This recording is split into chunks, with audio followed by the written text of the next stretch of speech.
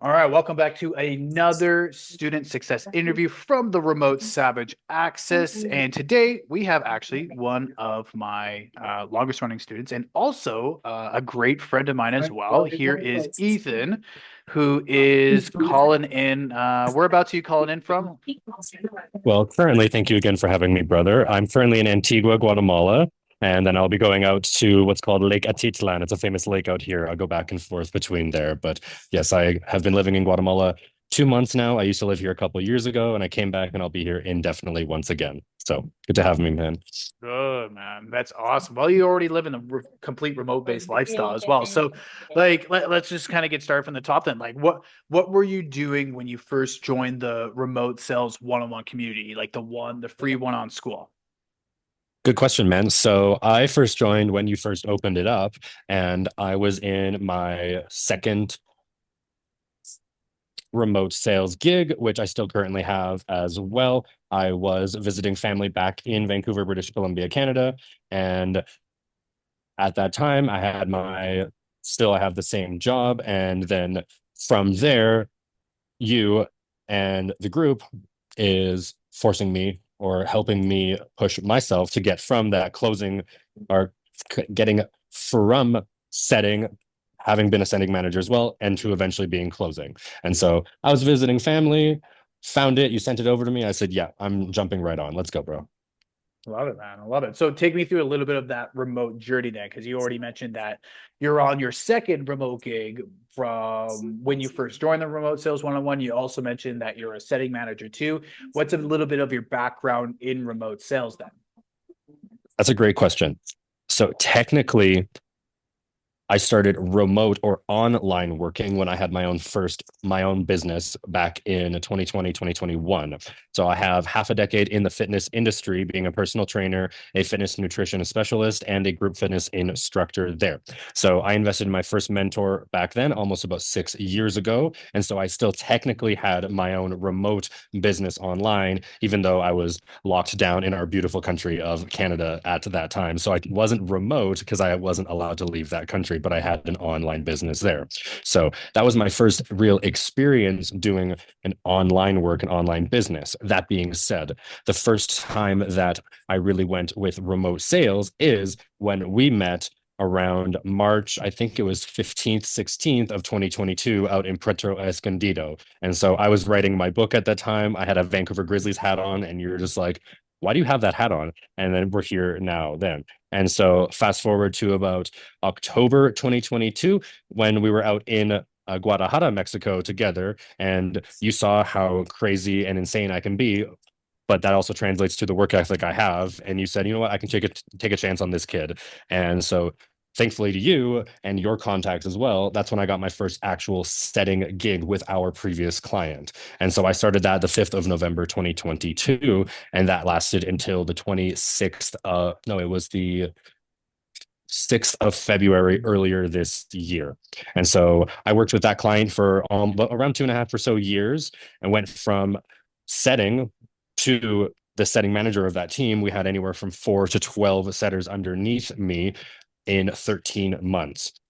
And so the process of going from having my own business to but not really knowing how to set, because my mentor or back then, again, his niche was helping personal trainers go. He had no idea about setting or closing, and I was doing both of them. And so it was a lot of ridiculousness now. I mean, looking back at least, I mean, it still was like, okay, go in the DMs, do this, this is how you close people, and then try to get people closed in 5-10 minutes. I'm like, okay, now I see how ridiculous it is now. But that being said, I'm still grateful for that experience. And so when you and I started, when we were out in Guadalajara in Mexico, it did take a while, man. Like I was very overwhelmed, confused, and really understanding. That's why I always say to people in the remote sales 101 community and in the remote service access group of macro patience, micro urgency, because that was bled into me every single day by myself and by you through my work ethic, being in the fitness industry and then being an athlete my entire life too.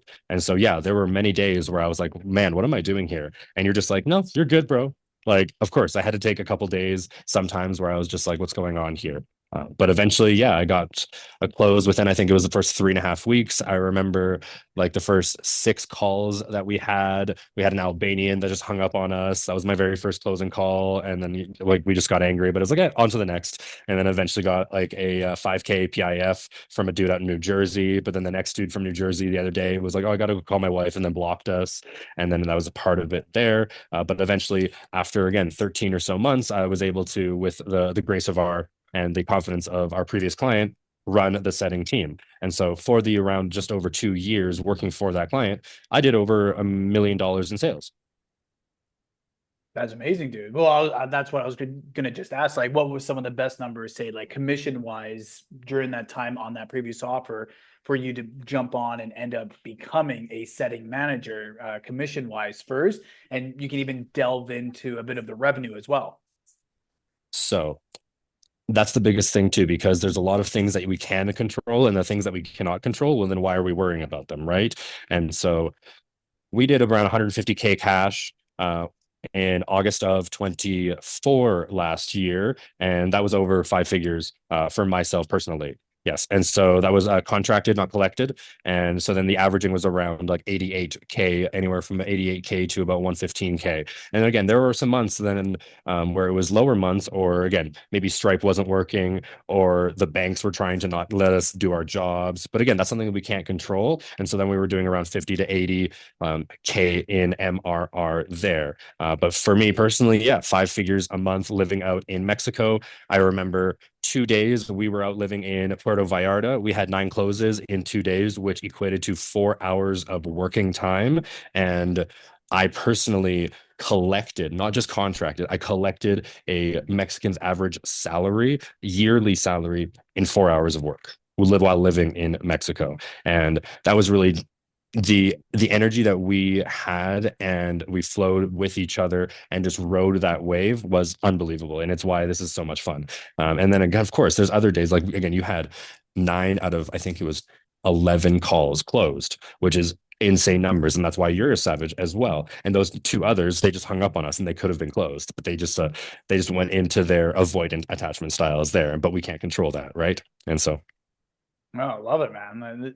It's such a cool journey, especially when you start seeing things from a higher perspective and seeing how it could work as well. Because making a whole Mexican wage, like while living in Mexico, making the average Mexican wage in a yearly wage in 4 hours, it sounds so ridiculous. But then when you look at Carlos as well, who was one of the last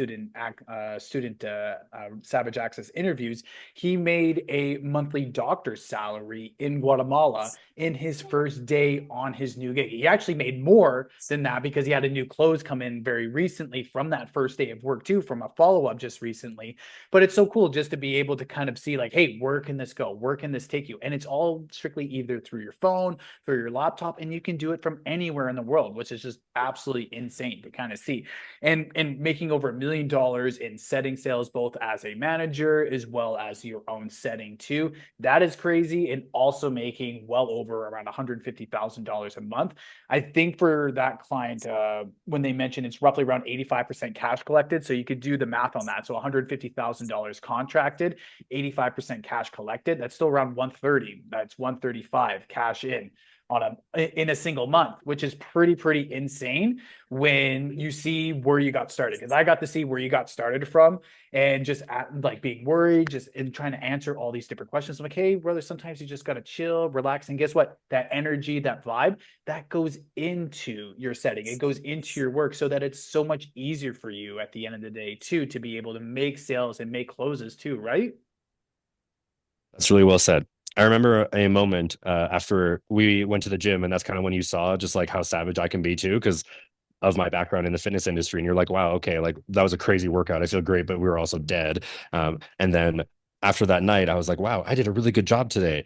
And I did like 56 outbound or something. Like, and again, for that previous client, the name of the game back then was like quantity versus quality as well. We wanted to do high volume because again, for that niche that we were working on, we had multiple pages that we were working on. So we were trying to get out to as many different prospects as possible. And so I remember starting out, again, anybody watching this, like look at where I was. You can see where I am now, but you didn't see the journey that got me here. Evan did. And it took me hours and hours to do 50 outbounds because I was spending minutes and not necessarily wasting my time because it brought me to who I am now and where I'm at now. That being said, I probably needed to go through that. And so to learn the process. And that's why I always say, once again, macro patience, micro urgency. Yes, we all want to have a gig and we want to make 10K a month or 20K a month or even more tomorrow, obviously. And is that realistic? That is what something you have to ask yourself there. It's highly unlikely, but not necessarily unrealistic.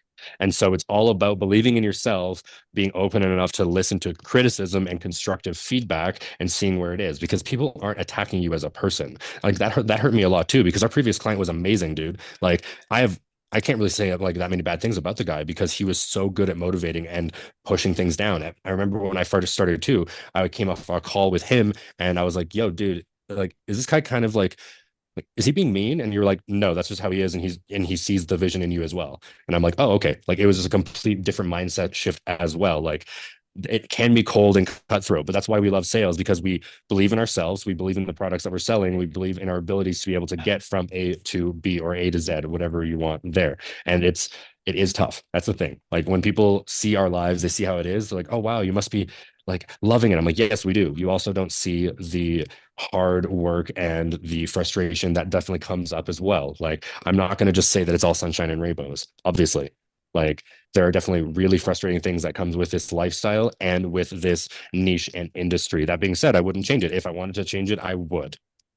Oh, that's excellent put. And you kind of put it from when you got started to where you are now. And you shouldn't compare if you're watching this right now today and you are at under $2,000 a month, under $5,000 per month. It's hard, it's very hard to equate yourself to someone who's already at a level, say, of Ethan or myself or other people within the remote Savage Access. It's hard to be able to equate that because of where you are today. It's like when you a really cool interview was, I think it was back in the 90s when someone went into Jeff Bezos's office and he had like a Amazon.com in the background. And this is 1997 before it became almost $1 trillion company. It's going to be one of the first $1 trillion companies. And it's just so cool because you can't compare yourself to where Jeff Bezos is today, but you can compare yourself a little bit closer to where he was then as well. But too many people have that misconception and they try to jump forward and it becomes overwhelming for them too, and they just simply give up because they don't see, they're trying to get from step to step 99 when they've barely gone from step 2 to 3 as well. There's that whole gap in between and you need to jump into there and you need to be able to jump in there and go up that step one at a time. You had something to mention? That's really well said. If I can add to that, having the experience as a setting manager as well, man, you and I say this all the time. Shiny object syndrome is massive in this industry. And again, we've maybe all heard of the saying, like the grass isn't greener on the other side, it's where you water it. And so, with my experience interviewing hundreds of people and having and hiring hundreds of people and having 80% of them not last a week because they believe that the grass is greener on the other side. Because as soon as resistance comes up, they see, oh, wow, this is harder than I thought. I can't just send like 100 DMs in a day and make 5 grand in my bank account next day. Like, again, we also had when I first started, I remember it was December it was like 22nd of December, roughly 2022. There was a different setter. His second day, he made a 5K PIF.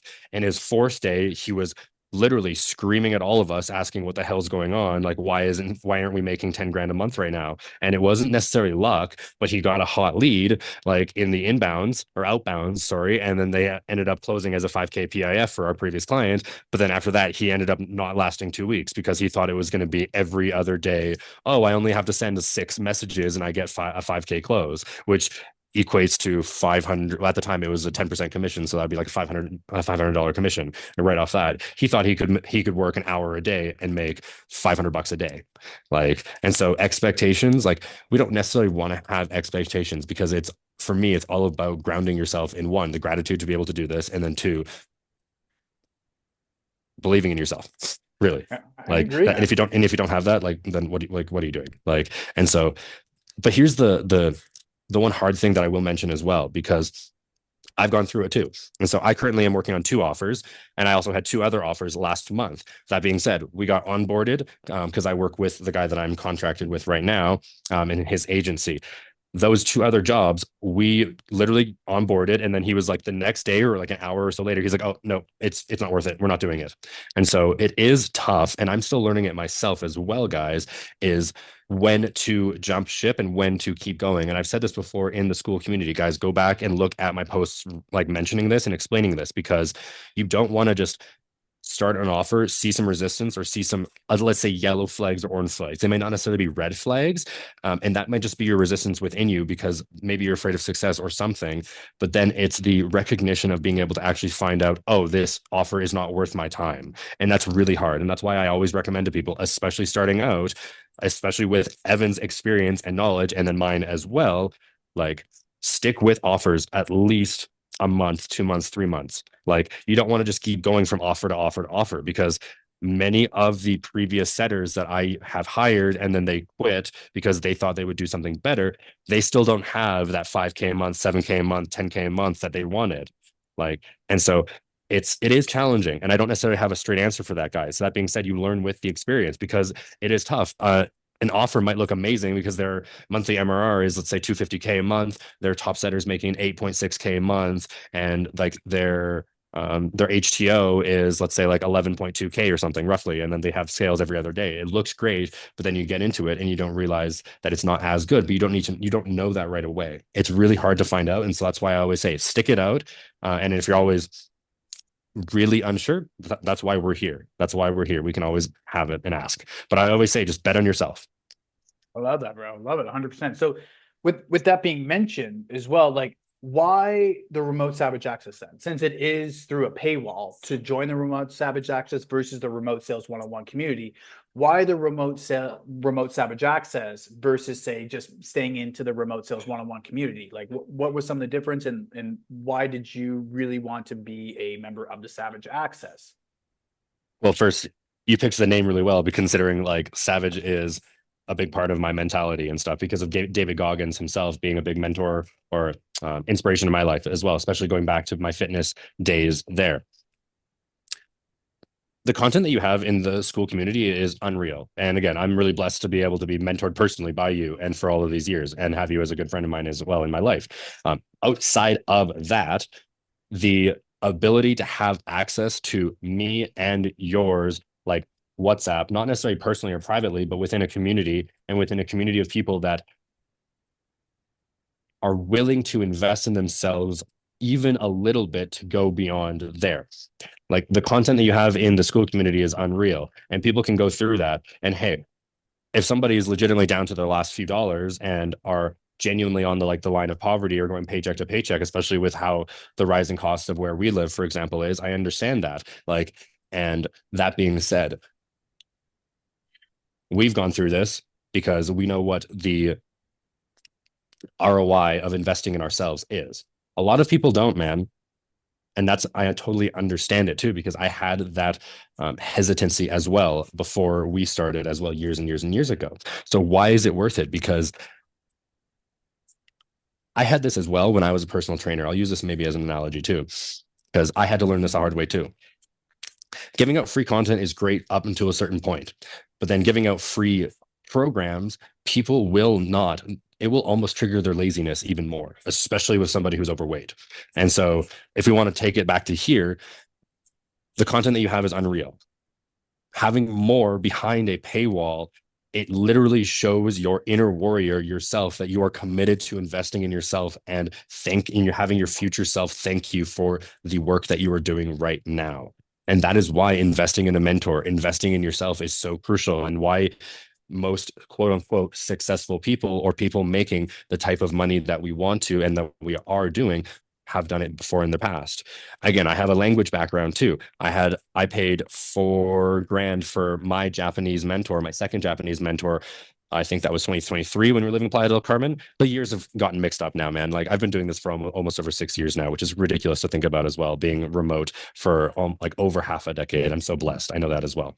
And so the I get this objection all the time as well, man. Like, oh, like I can just do free content. And hey, free content is good, man, especially when it's the quality that you're putting out.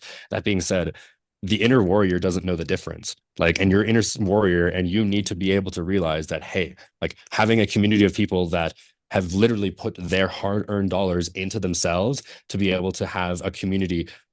It's like the community within the community. Like, and that's why we want to have as many people in there as we can. And that's why it's so worth it because, well, we get access to different jobs first. We have access, they have access to my number, they have access to your number, and we can answer whenever we're able to and we're not busy and feed off of everybody there. It's not just like plur, as we've talked about plur. It's not just peace, love, unity, and respect. There's still going to be, we've had not necessarily resistance, but disagreements too. It's all respectful too, though. I put out, someone asked something in the group a month or so ago, and I gave them my opinion, and then they like completely disagreed with me, which is 100% valid and it's okay. And then we had a talk about it too, and then we ended up coming to an agreement, and it was, that's where growth is. It's in hard conversations. It's talking about things that you don't necessarily want to talk about. And then it's going through and really like investing in yourself is just the best thing that you can, your future self can do for you, honestly, man. I love it, dude. I love how you kind of circled it all together because going from the free to paid, it's like most people are like, oh, why do I want to continue to invest either in something that I can just find for free on YouTube or find for free somewhere else? But that's because people get addicted and they get addicted to free information and they get it stuck in what's called the teaching and education loop. So they keep watching, oh, what's the next thing I need to know? What's the next like, oh, tutorial and YouTube and all of the social media platforms. They're multi-billion dollar corporations who make money from advertisers. And the goal from those companies is to keep your eyeballs on the platforms and to not be able to take action as well.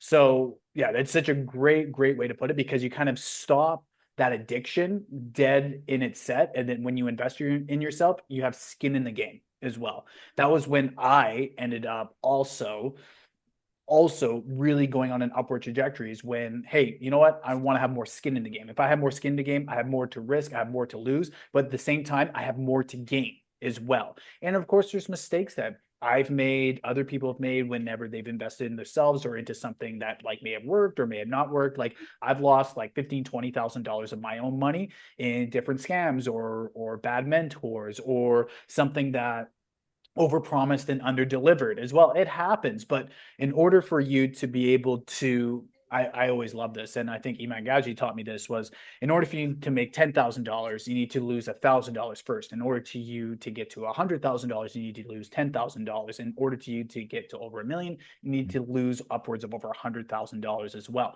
People that end up getting millions of dollars, they've also have lost like hundreds of thousands of dollars previously because that's the risk adverseness. And yeah, man, I love how you put that as well.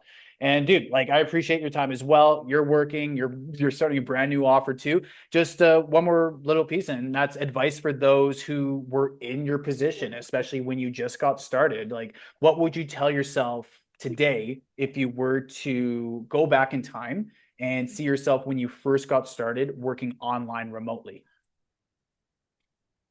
Jocko Willing quote, discipline equals freedom. Have a routine. If your offer needs you to work a certain time from X until Y, fine. Make sure your work is okay around that. If you're able to do like I do for one of my offers right now, all I need to do is get my KPIs in from 7 a.m. to 7 a.m. the next day. And so I'm able to work anytime I want. So what does that mean? Well, oh, I have a ton of freedom. I can do whenever I want. I can just work whenever I want. No, like the discipline in your life is going to create the freedom that you desire. The second thing, I honestly maybe needed to mention this first though. Burnout is real. The way that you are going to make more money and the way you're going to succeed more is enjoying your rest time, and you earn rest. Everyone is different. Just because I work every single day does not mean that you need to work every single day. Find the pattern and the rhythm that works for you and listen to your body. You do not want to be in Thailand in the hospital with dengue fever because you worked too much and then you happen to get stung by a mosquito. That happened to me as well. Find it out. It's okay, especially because again, you can fall into the trap, which I have a lot. You're working for commission. So you only eat what you kill. If you don't, or if you're not answering the DMs, if you're not calling people, you're not making money that day. So it is very easy for you to say, oh, I need to do this all the time. Well, for example, on the weekends or even tomorrow, because I'm moving cities, because I live between two cities here in Guatemala right now. And so I could work a full day tomorrow after traveling for a few hours. It's not even that far. That being said, for a boundary that I have with myself, I make it a half day. So I'm working 2, maybe 4 hours total throughout the day for both of my offers. And they already know that because, again, I'm very good at communicating and they're fine with it because I communicated it prior there.